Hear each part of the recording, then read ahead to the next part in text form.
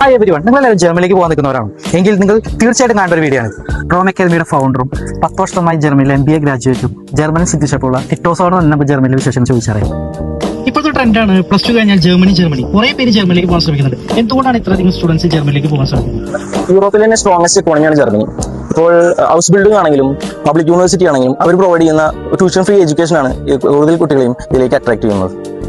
Sir ഇപ്പോൾ പറഞ്ഞല്ലോ actually house building പ്രോഗ്രാമിനെ പറ്റി. ഇപ്പോൾ കേൾക്കുന്ന ഒരു സംഭവമാണ് ഹൗസ് ബിൽഡിംഗ് പ്രോഗ്രാം. ഈ കുട്ടികൾക്ക് വർക്ക് ചെയ്യുമ്പോൾ തന്നെ സ്റ്റൈപ്പൻഡ് കിട്ടുന്ന പ്രോഗ്രാം, ഇതിനെ കുറിച്ചൊന്ന് പറയാമോ? ഹൗസ് ബിൽഡിംഗ് എന്ന് പറഞ്ഞു കഴിഞ്ഞാൽ വൊക്കേഷണൽ ട്രെയിനിങ് പ്രോഗ്രാമാണ്. പഠനത്തോടൊപ്പം ജോലി ചെയ്തുകൊണ്ട് നമുക്ക് ഡിപ്ലോമ പൂർത്തീകരിക്കാനുള്ള ഒരു അവസരമാണ് ഹൗസ് ബിൽഡിംഗ് എന്നുകൊണ്ട് ഉദ്ദേശിക്കുന്നത്. നിങ്ങൾ കേട്ടത് ശരിയാണ്. ഹൗസ് ബിൽഡിംഗ് കോഴ്സ് ചെയ്യുമ്പോൾ പഠനത്തോടൊപ്പം ഒരു നിശ്ചിത തുക നിങ്ങൾക്ക് വരുമാനമായിട്ട് ലഭിക്കുന്നതാണ്. അപ്പൊ നമ്മൾ കേട്ടപ്പോൾ ഈ ഹൗസ് പോകാൻ വേണ്ടിയിട്ടുള്ള തയ്യാറെടുപ്പും പ്ലസ് 2 കഴിഞ്ഞാൽ ഏതൊരു വിദ്യാർത്ഥിക്കും ഹൗസ് ബിൽഡിംഗ് പ്രോഗ്രാം ചെയ്യാവുന്നതാണ്. ഹൗസ് ബിൽഡിംഗ് പ്രോഗ്രാം എല്ലാം ജർമ്മൻ മീഡിയത്തിലാണ്. അതുകൊണ്ട് തന്നെ ജർമ്മൻ ഭാഷയിലെ B1 യോഗ്യതയാണ് മിനിമം അവർ ചോദിക്കുന്നത്. എന്നിരുന്നാലും ചില ഹൗസ് ബിൽഡിംഗ് പ്രോഗ്രാമുകൾക്ക് B2 C1 ചോദിക്കാറുണ്ട്. ഈ ഹൗസ് ബിൽഡിംഗ് പ്രോഗ്രാം ആയിട്ട് നമ്മൾ നന്നായിട്ട് കേട്ടു. പക്ഷേ ഒരുപാട് പേർക്കുള്ള ഒരു സംശയമാണ് ഈ ഹൗസ് ബിൽഡിംഗ് പ്രോഗ്രാമിന്റെ സ്റ്റഡി വർക്കൊക്കെ എങ്ങനെ മാനേജ് ചെയ്ത് പോകാൻ പറ്റും, അതിനെപ്പറ്റി ഒന്ന് വിശദീകരിക്കാം.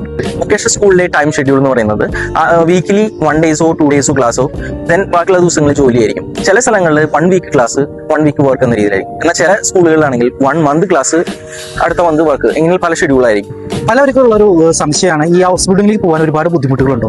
ഇതിന്റെ വ്യക്തമായിട്ടൊന്ന് സ്റ്റെപ്പ് ആയിട്ടൊന്ന് സാറിനത് പറയാൻ പറ്റുമോ? ഇത് എങ്ങനെയാണ് ഇതിലേക്ക് പോകേണ്ട വഴികളെ പറ്റിയൊന്നും?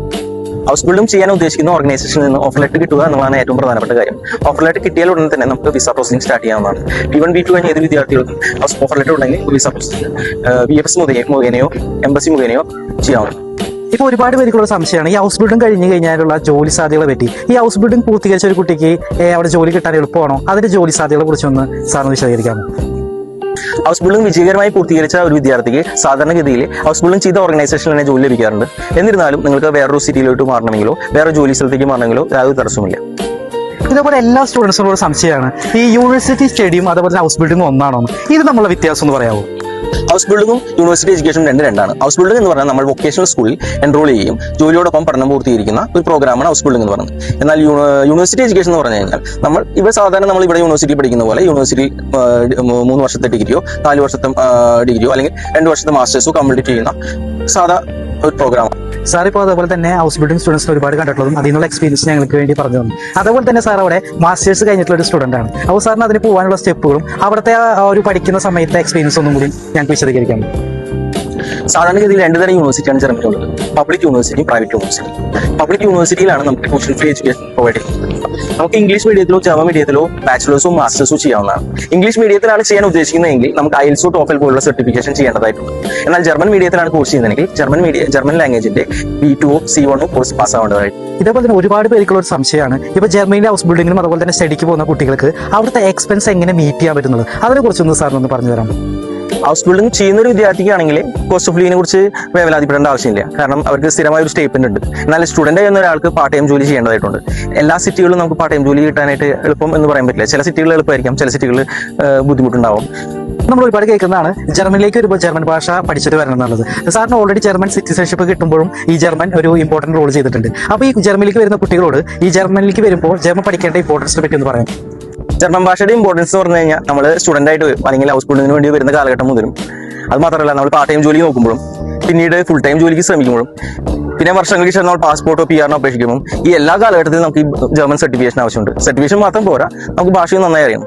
എന്നാൽ ഇതിന് പാസ്പോർട്ട് എടുത്തു കഴിഞ്ഞാലും നമുക്ക് സർവൈവ് ചെയ്യണമെങ്കിൽ ജർമ്മൻ വളരെ അത്യാവശ്യമാണ്. ഇപ്പോൾ സാർ ജർമ്മൻ ലാംഗ്വേജിന്റെ ഇമ്പോർട്ടൻസ് കുറിച്ച് നന്നായിട്ട് പറഞ്ഞല്ലോ. അപ്പോൾ നമ്മളിപ്പോൾ കേൾക്കുന്ന ഒരു കാര്യമാണ് 1 മാസം 2 മാസം 3 മാസം കൊണ്ടൊക്കെ A1 തൊട്ട് B2 വരെ പെട്ടെന്ന് പഠിച്ചിറങ്ങാം എന്നൊക്കെയാണ് കേൾക്കുന്നത്. ഇങ്ങനെ ഇത്ര സ്പീഡിലായിട്ട് പഠിക്കുമ്പോഴും സാർ ഇവിടെ ഒരു സ്റ്റഡി മെറ്റീരിയൽസിലും എല്ലാം വെച്ച് ഒരു ഡ്യൂറേഷൻ കോഴ്സാണ് ഇവിടെ ചെയ്യുന്നത്. അത് എത്രത്തോളം ഈ കുട്ടികൾക്ക് ഗുണം ചെയ്യുന്നുണ്ട്? ജർമ്മൻ ഭാഷ നമുക്ക് ഒരു 10 ദിവസം കൊണ്ട് 1 മാസം കൊണ്ട് അങ്ങനെ പഠിച്ചു തീർക്കാവുന്ന ഒന്നല്ല. ജർമ്മൻ ഭാഷ ഒന്നാമത് തന്നെ ലോകത്തിലെ ഡിഫിക്കൽട്ട് ലാംഗ്വേജുകളിൽ ഒന്നാണ് ജർമ്മൻ ഭാഷ. അപ്പൊ നമുക്കത് അതിന്റെ സമയം എടുത്തിട്ട് വേണം പഠിക്കാൻ. ഓരോ ഇന്റർനാഷണലി നമുക്കൊരു ഇത്ര അവേഴ്സ് ഉണ്ട് ഓരോ കോഴ്സിന്. ഇപ്പോൾ A1 ആണെങ്കിൽ A2 ആണെങ്കിൽ ഇത്ര അവേഴ്സ് നമുക്ക് പഠിക്കേണ്ടതായിട്ടുണ്ട്. ജർമ്മൻ ഭാഷയിലെ എക്സാം എന്ന് പറഞ്ഞാൽ IELTS പോലെ തന്നെ നമുക്ക് റീഡിങ്, റൈറ്റിംഗ്, ലിസണിങ്, സ്പീക്കിംഗ് ഈ 4 സെക്ഷൻ തന്നെ ഒരുപോലെ പഠിച്ചു പോയാൽ മാത്രമേ നമുക്ക് ആ ലെവലിലേക്ക് അച്ചീവ് ചെയ്യാൻ പറ്റത്തുള്ളൂ. നമ്മളിപ്പോൾ ഇന്റർനാഷണലി ആയിട്ടുള്ള സർട്ടിഫിക്കേഷന്റെ പലതരം സർട്ടിഫിക്കേഷൻ ഉണ്ട്. ഇതിന് എല്ലാ തരത്തിലുള്ള ട്രെയിനിങ് നമ്മളിവിടെ പ്രൊവൈഡ് ചെയ്യുന്നുണ്ട്. അപ്പോൾ അതുകൊണ്ട് തന്നെ നമ്മൾ എല്ലാ എക്സാമും എഴുതാവുന്ന രീതിയിലാണ് നമ്മൾ സിലബസ് സ്ട്രക്ചർഡ് ആയിട്ട് ചെയ്തിരിക്കുന്നത്. അന്ന് ഞാനത് സ്ട്രക്ചർ ചെയ്ത് അതേ സിലബസ് തന്നെയാണ് ട്രോമക്കാന്ന് ഇപ്പോഴും ഫോളോ ചെയ്യുന്നത്. അപ്പോൾ ഈ സ്ട്രക്ചറിൽ പഠിച്ച ഏത് വിദ്യാർത്ഥിക്കും നമുക്ക് വേൾഡിലെ ഏത് ഇന്റർനാഷണൽ എക്സാമും നമുക്ക് അറ്റൻഡ് ചെയ്യാൻ പര്യാപ്തമാണ്. അതുപോലെ തന്നെ ഒരുപാട് പേർക്കുള്ള ഒരു ചോദ്യമാണ്, ഇപ്പോൾ ഒരു കുട്ടി ജർമ്മനിലേക്ക് എത്തിക്കഴിഞ്ഞാൽ അവരെന്തൊക്കെയാണ് ആദ്യ സ്റ്റെപ്പുകൾ അവിടെ ചെയ്യേണ്ടത്, അതിനെ പറ്റിയിട്ടുള്ള ഒരു വിശദീകരണം പറയാം. ജർമ്മനിയിൽ എത്തുന്ന വിദ്യാർത്ഥികൾ ആദ്യം ചെയ്യേണ്ടത് നമ്മൾ സിറ്റി രജിസ്ട്രേഷൻ ആണ്. സിറ്റി രജിസ്ട്രേഷൻ ആയിട്ട് റാത്ത് ഹൗസ് എന്ന് പറയുന്നത്, അതായത് നമ്മുടെ മുനിസിപ്പാലിറ്റി എന്ന് പറയുന്ന റാത്ത് ഹൗസിൽ നമ്മൾ സിറ്റിയിൽ അൻവൽഡും ചെയ്യണം. അതായത് അയിൻവോണർ ആയിട്ട്, അതായത് നമ്മൾ അവിടെ ഇൻഹാബിറ്റന്റ് ആയിട്ട് നമ്മൾ രജിസ്റ്റർ ചെയ്യേണ്ടതുണ്ട്. അതിനുശേഷം നമ്മൾ ഇൻഷുറൻസ് എടുക്കേണ്ടതാണ്. പബ്ലിക് ഇൻഷുറൻസ് ആണെങ്കിൽ പബ്ലിക് ഇൻഷുറൻസ്, പ്രൈവറ്റ് ആണെങ്കിൽ പ്രൈവറ്റ് ഇൻഷുറൻസ് എടുക്കേണ്ടതാണ്. അതിനുശേഷം നമുക്ക് നാട്ടിൽ നിന്ന് കിട്ടുന്ന വിസ, അടിച്ചിടുന്ന വിസ എന്ന് പറയുന്നത് ഷോർട്ട് ടൈം പീരീഡുള്ള വിസ ആയിരിക്കും. അപ്പോൾ അത് നമ്മളത് റെസിഡന്റ് പെർമിറ്റിലേക്ക് കൺവേർട്ട് ചെയ്യേണ്ടതുണ്ട്. അതിന് വേണ്ടിയിട്ട് നമ്മൾ ഫോറിനേഴ്സ് ഓഫീസ് അഥവാ ഔസ്ലാൻഡർ ബെഹോർദ എന്ന് പറയുന്ന ഫോറിനേഴ്സ് ഓഫീസിൽ പോവുകയും അവിടെ നിന്ന് നമുക്ക് റെസിഡന്റ് പെർമിറ്റിലേക്ക് കൺവേർട്ട് ചെയ്യുകയും ചെയ്യേണ്ടതാണ്. അവിടെ എത്തി കഴിഞ്ഞിട്ട് ചെയ്യേണ്ട കാര്യങ്ങൾ അത്ര കോംപ്ലിക്കേറ്റ് ആയിട്ടുള്ള കാര്യങ്ങളൊന്നുമല്ല. നമ്മൾ ഇപ്പോൾ സിം കാർഡ് എടുക്കണമെങ്കിൽ സിം കാർഡ് എന്ന് പറഞ്ഞാൽ ഏത് സൂപ്പർ മാർക്കറ്റിൽ പോയി നമുക്ക് സിം കാർഡ് മേടിക്കാവുന്നതാണ്. അതുപോലെ തന്നെ നമുക്ക് ബാങ്ക് അക്കൗണ്ട് ഓപ്പൺ ചെയ്യുന്ന കാര്യത്തിലും, ബാങ്ക് അക്കൗണ്ട് ഓപ്പൺ ചെയ്യാനായിട്ട് നമുക്ക് സ്റ്റുഡൻസിനാണെങ്കിൽ ഒരുപാട് ബാങ്കുകൾ നമുക്ക് ഫ്രീ ആയിട്ട് അക്കൗണ്ട്സ് കൊടുക്കുന്നുണ്ട്. ചില ബാങ്കുകൾക്ക് ഒരു 50 യൂറോ കൊടുത്ത് നമുക്ക് അക്കൗണ്ട് ചേരാവുന്നതാണ്. ഇപ്പോൾ അതുപോലെ തന്നെ പല പാരന്റ്സിനും സ്റ്റുഡൻസുള്ള ഒരു ഡൗട്ടാണ്, എന്തുകൊണ്ട് നമ്മൾ ജർമ്മനി സെലക്ട് ചെയ്യണം? സാർ എന്തുകൊണ്ട് ജർമ്മനി സെലക്ട് ചെയ്യും? അതിലൂടെ നമുക്കൊരു വിശദീകരണം തരാം. ഞാൻ ജർമ്മനി സെലക്ട് ചെയ്തതിന്റെ മെയിൻ കാരണം എന്ന് പറഞ്ഞാൽ വർക്ക് കൾച്ചറാണ്. നമുക്ക് വീക്കിലി 5 days മാത്രം വർക്ക് ചെയ്താൽ മതി. അത് മാത്രമല്ല നമുക്ക് yearly almost 24 working days paid holiday നമുക്ക് കിട്ടുന്നുണ്ട്. അത് മാത്രമല്ല നമുക്ക് ഇപ്പോൾ അൺഎംപ്ലോയ്മെന്റ്, ഇപ്പോൾ നമ്മുടെ ജോലി നഷ്ടപ്പെട്ടാൽ പോലും നമുക്ക് ഒരു 70% അൺഎംപ്ലോയ്മെന്റ് ഇൻകം നമുക്ക് ഗവൺമെന്റ് പ്രൊവൈഡ് ചെയ്യുന്നതാണ്. പിന്നെ രണ്ടാമത്തെ ഒരു കാര്യം എന്ന് പറഞ്ഞു കഴിഞ്ഞാൽ സോഷ്യൽ സെക്യൂരിറ്റി സിസ്റ്റം ആണ്. ഇപ്പോൾ അവിടെ വർക്ക് ചെയ്ത ഏതൊരു വ്യക്തിക്കും നമുക്ക് ഒരു 67 വയസ്സ് കഴിഞ്ഞാൽ പെൻഷൻ ലഭിക്കുന്നതാണ്. ഇപ്പോൾ ഒരുപാട് പേർക്കുള്ള ഒരു സംശയമാണ്, ഈ കേരളത്തിൽ നിന്നൊക്കെ എങ്ങനെയൊക്കെ ജർമ്മനിലേക്ക് എത്താം, അതിന് എന്തൊക്കെ മാർഗങ്ങളുണ്ട്, ഒന്ന് ഞങ്ങൾക്ക് പറഞ്ഞുതരാമോ? ഞാൻ നേരത്തെ പറഞ്ഞ പോലെ തന്നെ സ്റ്റുഡന്റ് വിസ, പിന്നെ ഹൗസ് ബിൽഡ് വിസ, അതുപോലെ തന്നെ റിസർച്ച് വിസ ഉണ്ട്. റിസർച്ച് വിസ എന്ന് പറഞ്ഞാൽ PhD ചെയ്യുന്ന ഒരാൾക്ക് റിസർച്ച് ചെയ്യാൻ വേണ്ടി വരുന്ന വിസയാണ്. പിന്നെ വർക്ക് വിസ ഉണ്ട്. അതുപോലെ തന്നെ ഓപ്പർച്യൂണിറ്റി കാർഡ് അല്ലെങ്കിൽ ചാൻസ് ആൻഡ് കാർഡ് എന്ന് പറഞ്ഞാൽ ഒരു ജോബ് സീക്കർ വിസ പോലെയാണ്. അത് പറഞ്ഞാൽ 1 year ആണ് നമുക്ക് ചാൻസ് ആൻഡ് കാർഡ് അല്ലെങ്കിൽ ഓപ്പർച്യൂണിറ്റി ഉള്ളത്.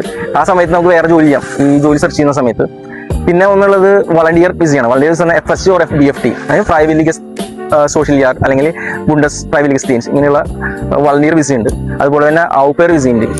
അങ്ങനെ പല രീതിയിൽ നമുക്ക് ജർമ്മനിലേക്ക് വരാൻ സാധിക്കുന്നതാണ്.